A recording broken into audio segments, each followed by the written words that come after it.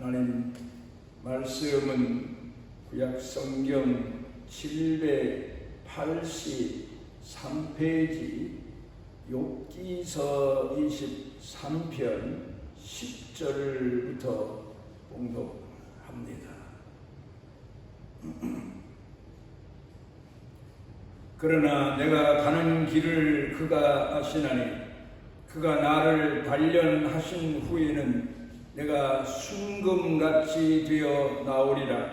내 발이 그의 걸음을 바로 따랐으며 내가 그의 길을 지켜 치우치지 아니하였고 내가 그의 입술의 명령을 어기지 아니하고 정한 음식보다 그의 입의 말씀을 귀히 여겼도다.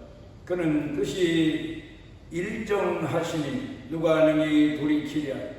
그의 마음에 하고자 하시는 것이면 그것을 행하시나니 그런즉 내게 작정하신 것을 이루실 것이라. 이런 일이 그에게 많이 있느니라. 그러므로 내가 그 앞에서 떨며 지각을 얻어 그를 두려워하리라. 하나님이 나의 마음을 약하게 하시며 전능자가 나를 두렵게 하셨나니 이는 내가 두려워하는 것이 어둠 때문이나 흑암이 내 얼굴을 가렸기 때문이 아니로다. 우리는 사랑을 말할 때에 아가페 사랑 그리고 에로스 사랑 두 가지로 나누어서 생각을 하게 됩니다. 아가페 사랑은 하나님께서 죄인인 우리들을 향하여 나오시는 사랑을 의미하고, 에로스 사랑은 육체의 몸을 가지고 죄인으로 사는 우리들이 가진 사랑의 거의 전부다. 신학자들이 이렇게 평가를 했습니다. 그런데 우리가 이 땅에서 여러 가지 고난과 역경을 통해서, 삶을 통해서, 생을 통해서 훈련받아가는 것은 에로스의 사랑만 아는 인간이 아가페의 사랑, 하나님의 사랑을 배워가고 터득해가고 그리고 성숙해가는 그것이 바로 신앙생활인 것을 우리가 알 수가 있습니다.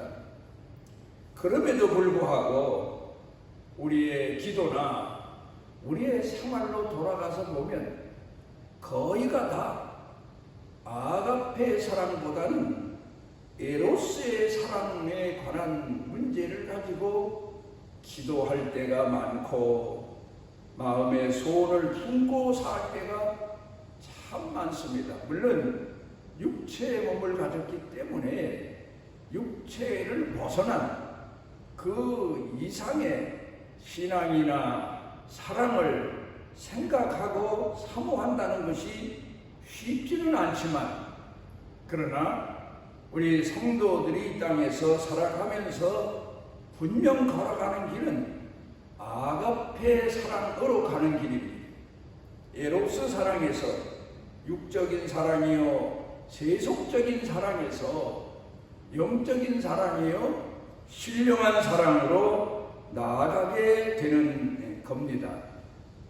그래서 우리를 하나님께서는 이런 사람을 만들기 위해서, 신령한 사람을 만드시기 위해서, 영적인 사람을 만드시기 위해서, 아가페 사랑의 존재로 만드시기 위해서 우리를 이끄시고 연단시키시고 훈련시키십니다.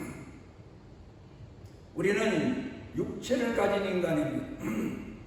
이 세상 끝날까지 육체를 벗어나서 우리 영혼이 하나님 나라에 갈 때까지 우리는 세상에 속해 있고 육에 속해 있는 것을 부인할 수는 없지만, 그러나 더더욱 우리가 신령한 은혜를 사모하고 영적인 은혜를 사모하고 아가페 사랑을 갈망하는 그런 성도의 삶의 성화 과정이 우리에겐 더 열망하는 그런 내용이어야 될 겁니다. 성경을 통해 보면 하나님께서 물론 신앙의 선조들 모두를 사랑하셨고 귀히 여기셨지만 그 중에서도 성경학자들은 다윗을 제일 많이 자랑하셨고 우리말로 말하면 대견스러워하셨다. 그렇게 말하고 있습니다. 그 이유가 뭘까? 그건 바로 다윗의 신앙 고백을 보게 되면 알 수가 있습니다. 시편 1편 가운데 보게 되면 1절에 복 있는 사람은 하고 시작해서 2절에 가서 여호와의 율법을 주야로 묵상하는 자로다. 그러니까 주야로 갈망하는 자로다. 하나님의 선하신 뜻을, 하나님의 말씀을 갈망하며 사는 사람이 복 있는 사람이요 의인이요 하나님을 공경하는 사람이요 신앙입니다. 그렇게 말을 했습니다. 그러면서 그가 그런 마음을 가지고 살긴 했지만 육신의 몸을 가지고 세상에 속한 사람인 거로 여러 가지 수렁에도 빠지고 시련에도 빠지고 시험에 들기도 하고 그러면서 또다시 하나님 앞에 기도하고 회개하고 돌이키면서 그가 가장 두려워했던 것이 무엇인가 하면 시편 51편 10절 가운데 보게 되면 하나님이여 내 속에 정한 마음을 창조해 주시고 그러면서 기도를 시작해서 11절에 가서 나를 주 앞에서 쫓아내지 마시며 주의 성령을 내게서 거두지 마옵소서. 가장 중요한 핵심적인 것을 깨닫고 하나님 앞에 기도하고 있습니다. 우리가 살아가면서 세월이 가고 나이가 듭니다. 그러면 점점 육신적으로도 하나님 앞에 기도할 게 많고 병약해지니까 또 세상적으로도 하나님께 기도할 게 많습니다. 젊었을 때와 달리 나이가 들어가면서 어려운 시련과 역경이 많아지게 됩니다.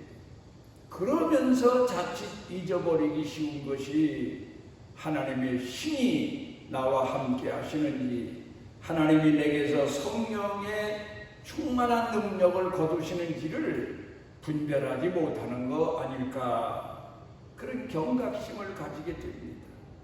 늘 우리가 하나님 앞에 나이가 들어가거나 병약해가거나 세상에서 더 살기가 어려운 시련에 부딪힐지라도 가장 핵심적인 것을 잊지 말아야 될 것은 하나님이 내게서 떠나시거나 하나님이 내게서 성령을 거두지 마시기를 갈망하는 그런 기도하는 마음을 가지고 오늘을 살아가야 될 겁니다.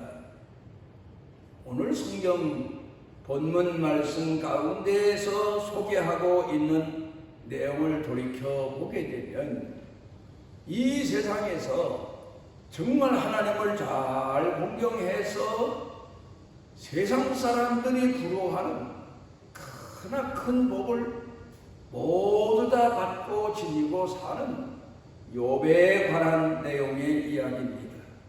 욥이 하나님 앞에 그렇게 충성하고 헌신해서 하나님께서 이 땅에 사는 날 동안 그렇게 풍족한 복을 주셨는지 아니면 욥이 그렇게 하나님 앞에 풍족한 복을 받을 만한 사람이 못 되는데도 하나님께서 욥을 통해서 이루고자 하시는 깊으신 비밀한 신령한 뜻이 계셔서 욥에게 임하는 재산을 맡기셨는지 모릅니다. 대부분 우리 예수 믿는 사람들이 신앙생활 하면서 뭐가 잘 되면 저 사람이 하나님 앞에 충성해서 저런 복을 받는다. 다른 사람이 갖지 못하는 복을 누리면 저 사람이 하나님 보시기에 합당해서 저런 복을 누린다고 생각하기 쉽지만 실질적으로 돌아가서 보면 아닌 경우가 수도 없이 많습니다. 하나님 앞에 복 받을 만한 그런 이유도 없고 근거도 없고 충성도 없는데도 넘치는 복을 받고 사는 사람이 있는가 하면, 어떤 사람은 그렇게 충성하고 그렇게 헌신하고 그렇게 주님을 향하여서 열정적인 마음을 가지고 살아가는데도 가난을 벗어나지 못하고 병에서 헤어나지 못하고 연단에 연단을 받아가며 사는 사람들이 우리 주변에 참 많습니다. 그 깊은 의미의 뜻을 오늘 성경 본문 말씀을 통해서 우리가 한번 돌이켜 생각해 보고자 합니다. 하나님은 우리를 선한 일로 이끄시지만 반드시 택한 백성들은 연단의 길로 이끄신다는 사실을 우리가 잊어서는 안 됩니다. 리차드 범프라트라고 하는 목사님이 쓴 옥중에서 만난 그리스도라는 책이 있는데, 그 책 중의 이야기를 돌아가서 보면 구소련 때에 공산당이 집권하면서 소련이 공산당이 집권하기 전에는 그 어느 나라보다도 하나님을 잘 공경하는 그런 나라요 민족으로 손꼽을 정도였는데, 공산당이 집권하면서 예수 믿는 사람들을 비방하기 시작합니다. 침례교 목사로서 하나님 앞에 목회하고 있던 이 범브란트 목사님이 공산당 치하에 있는 그 비밀 요원들을 통해서 붙잡혀 감옥 생활을 3년간이나 합니다. 그런데 그 감옥 생활이 얼마나 비참하고 처참했는지 모릅니다. 더군다나 예수 믿는 사람들을 핍박하기 위해서 예수 믿는 사람들을 체포해서 감옥살이를 하게 했는데, 다른 죄수들보다도 더 혹독한 그런 핍박을 가하면서 감옥 생활을 하게 된 겁니다. 그렇게 3년 동안을 감옥 생활을 하고 나와 보니까 가족이 하나도 없는 겁니다. 다 뿔뿔이 흩어졌는지 어디 끌려가서 죽었는지 도무지 알 수도 없는 겁니다. 그렇지만 이제 살긴 살아야 되겠으니까 어떻게 살까 하다가 한 시골 마을을 찾아가서 한 집에서 그래도 이 목사님을 어떻게 봤는지 받아들이고 일을 준 겁니다. 그래서 그 집에서 일을 거들면서 근근히 살아가는데, 어느 날 갑자기 일하는 중에 하늘에서 음성이 들립니다. 내가 온전해지기 위해서는 감옥에 가야 된다. 내 말에 순종할 수 있느냐? 그 말씀을 듣고 나서는 이 범브란트 목사님이 잠시 생각해 봅니다. 다른 건 몰라도 감옥만큼은 가지 않았으면 좋겠습니다. 감옥이 얼마나 고통스럽고 얼마나 핍박이 심했던 견딜 수 없는 곳이었으면 그런 생각을 했겠습니까? 하나님, 다른 곳으로 가라고 하시면 가겠지만 감옥만큼은 갈 수 없습니다. 그렇게 하나님 앞에 답변을 했더니 하나님께서 그러면 너는 온전해지기를 생각하지 말아라. 그 말씀을 듣고 나서는 마음 가운데 갈등이 생기는 거죠. 내가 하나님이 가라고 하시는 감옥에 안 가고 다른 데라면 몰라도 감옥은 못 가겠습니다 하고 답변을 했지만 너무 혹독한 대가를 치르고 고통을 겪었기 때문에. 그렇지만 생각해 보니까 하나님이 이렇게 나한테 음성을 들려주면서 말씀하시는데 그 말씀을 거절하다니, 다시 돌이켜 생각하면서 하나님, 그러면 하나님의 뜻이면 감옥이라도 가겠습니다. 그렇게 하나님 앞에 답변을 하고 났더니 세상에 그 집 문 앞에 러시아 바로 구소련 비밀 경찰 요원들이 들이닥쳐서 이 목사님을 붙들어다 감옥에 또 가둔 겁니다. 독방에 가둔 겁니다. 그래서 독방에서 고통스러운 나날을 사는데 하루는 할 일도 없고 하니까 그 감방 안에서 여기저기를 두리번거리며 살피는데 옆방으로 뚫려진 아주 작은 목구멍만한 그런 구멍이 나 있더라는 겁니다.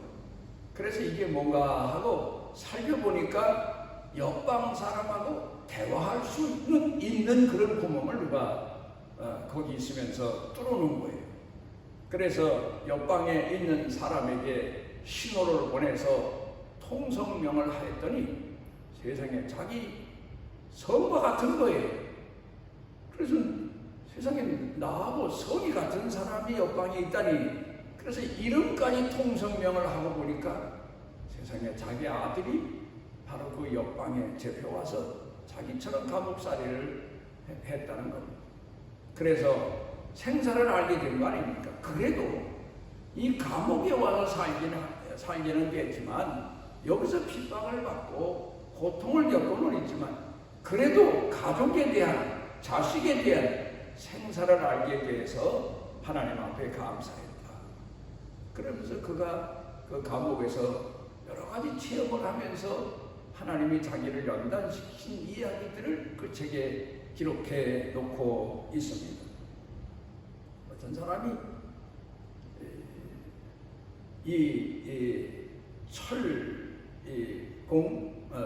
공장, 강철을 만드는 공장, 그런 그 공장에를 갔더니 40톤이나 되는, 우리는 보통 포터 짐 싣고 다니는 이런 차를 1톤짜리라고 하는데 40톤이라면 얼마나 큽니까? 그런 쇳덩어리를 공중으로 올렸다가 그 맨 바닥에 엄청난 이 쇠를 달구어서 멀겋게 달구어다 놓고는 그 40톤이나 되는 큰 쇠로 내리는 겁니다. 그런 일을 번복하는 겁니다. 그래서 참 왜 저런 일을 하나 하고 물어보니까 세상에 그렇게 하는 이유가 계속해서 쇠를 달구어서 그 엄청난 쇠로 내리치게 되면 나중엔 분자만 남아서 아주 강한 쇠가 쇠를 깎는 그런 쇠가 된다는 이야기를 하더라는 겁니다. 우리가 이 세상 살면서 우리 예수 믿는 사람들이 가끔은 하나님 앞에 넋두리 할 때가 있지 않습니까? 하나님, 제가 뭘 잘못해서, 무슨 죄가 있어서 이런 고난을 당하고 이런 역경을 당합니까? 왜 이래야 됩니까? 좀 더 평탄한 길로 가면 안 됩니까? 그렇다고 내가 예수님을 부인하는 것도 아니고 하나님을 부인하는 것도 아닌데 신앙 버리는 것도 아닌데 조금이라도 좀 평탄하게 살게 해 주십시오 하는 그런 마음을 가지고 기도할 때도 없잖아 있습니다. 그럼에도 불구하고 하나님은 우리를 연단시키시는데 그 연단 과정이 어떤 때에는 우리 혼자의 힘으로 감당할 수 없을 때가 참으로 많습니다. 이스라엘 백성들이 애굽에서 모세를 통하여 구원을 받습니다. 하나님이 보내신 사람 모세를 통하여 구원을 받았으니 노예로 전락해 있던 그 고통과 그 멸시와 천대와 죽음의 길에서 구원을 받았으니 얼마나 감사합니까? 하나님 우리를 돌아보셨다. 이제 우리 조상들에게 약속하신 가나안 땅을 우리에게 주시려고 우리를 모세를 보내서 구원하셨다. 그리고 그들이 따라 나옵니다. 그들의 생각에는, 마음에는, 꿈속에는 이제 우리는 가나안 땅에 들어간다. 하나님이 약속하신 가나안 땅에 들어간다. 그런 꿈을 가지고 나왔을 거 아닙니까? 그런데 하나님은 그 백성들을 가나안 땅으로 인도하지 아니하시고 홍해 바다를 건너서 그렇게 사람들이 가기 싫어하는 두려워하는 광야로 들여보내십니다. 얼마나 낙심하고 얼마나 마음 가운데 부담이 됐으면 그렇게 하나님 앞에 감사하고 하나님 앞에 찬양하고 하나님이 우리를 구원하셨다, 돌보셨다 노래하고 며칠 동안을 춤추던 그 이스라엘 백성들이 또다시 하나님께 원망하기 시작하는 그 과정을 우리가 출애굽기를 통해서 보지 않습니까? 왜 그렇게 하셨을까? 오늘도 마찬가지입니다.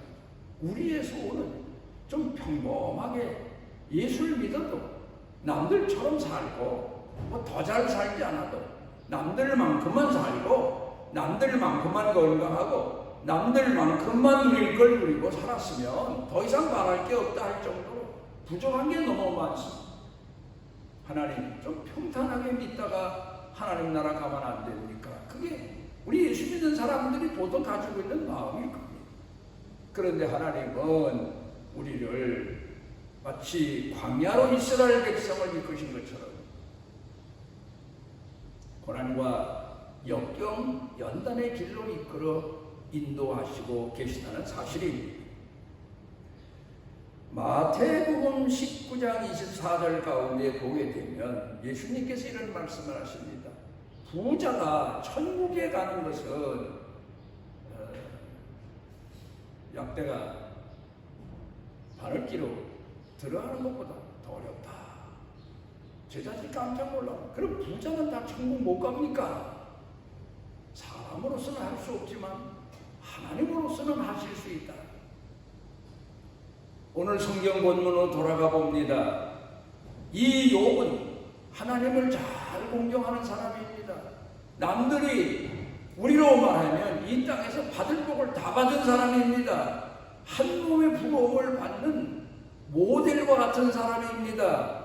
이대로 살다가 평생을 살다가 하나님이 부르시면 하나님 나라 가겠다는 그런 마음을 가지고 그리고 사는 사람입니다.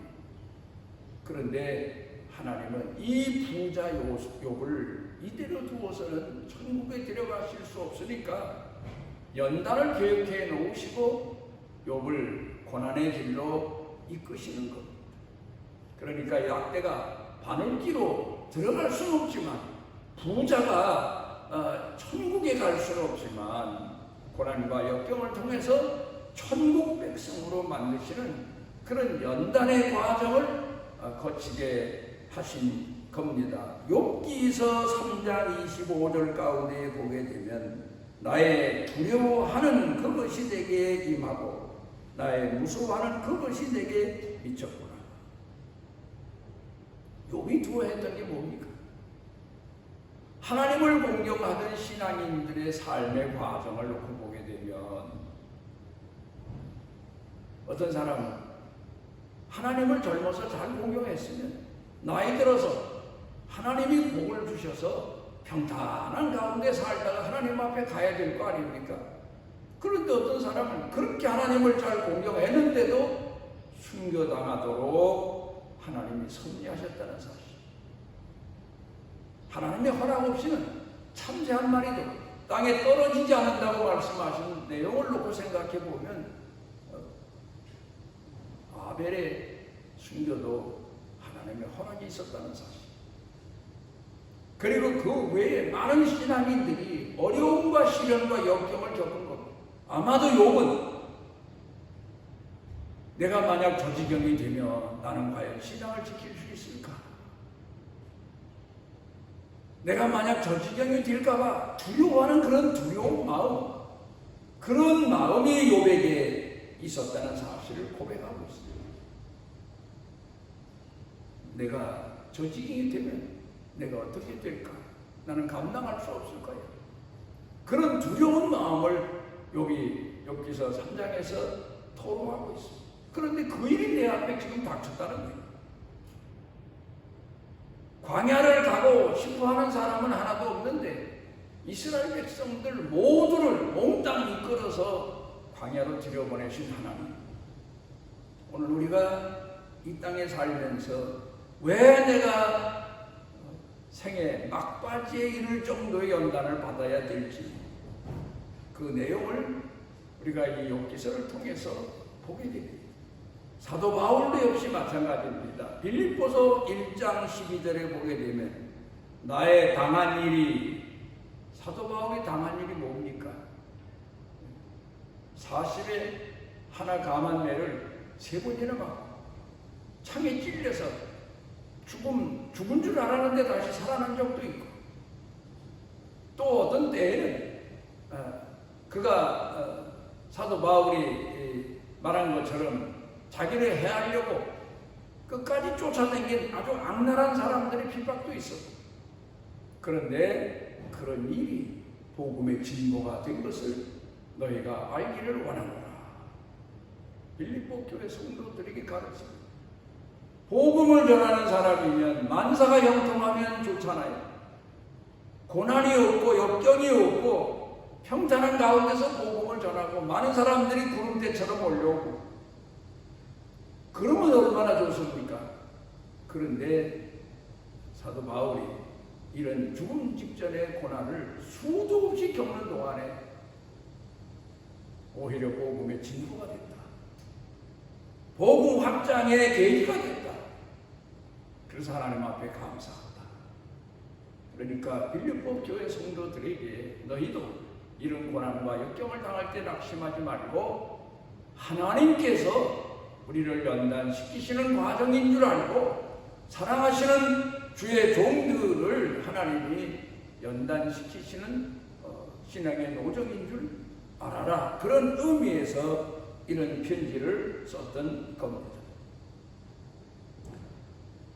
욥은 결국 성경 본문에서 나는 나에 대해서 생각한 바가 여러 가지 있었지만 오히려 나를 잘 아시는 주께서 나를 아시고 내가 평소에 두려워하던 그 연단길로 나를 이끄시고 인도하시고 나를 전문같이 만드시는 이 생을 삶을 이끌어 주시고 계신다는 사실을 고백하고 있습니다.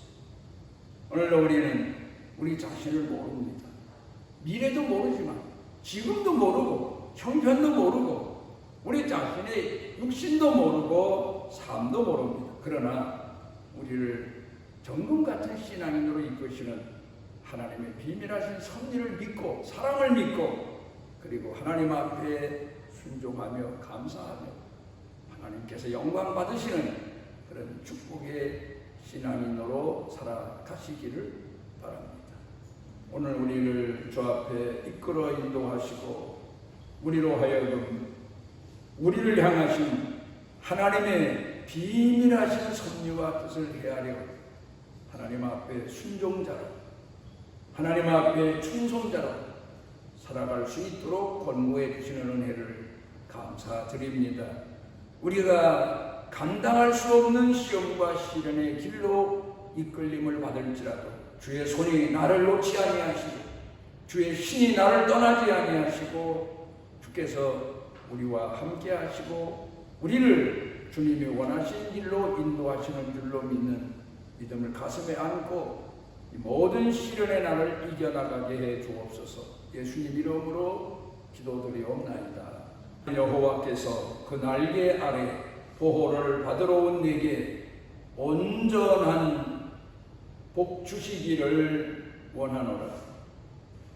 우리가 고난과 역경 가운데 있을 때 우리를 떠나지 아니하시고 우리와 함께 하시고 우리의 선한 목자 되신 우리 주 예수 그리스도의 무한하신 은혜와 우리를 택하시고 품으시고 세상 끝날 영원토록 사랑하시는 아버지 하나님의 만국하신 사랑과 우리 속에 내재하셔서 빛이 되시고 소금이 되게 하시고 우리로 하여금 깨어나게 하시는 성령님의 능력의 은총이 사랑하는 자녀들 머리 위에 영육간에 사는 생활 중에 가족 중에 일터 경영 중에 온 교회 중에 넘치고 넘치도록 함께 하시기를 축원하옵나이다.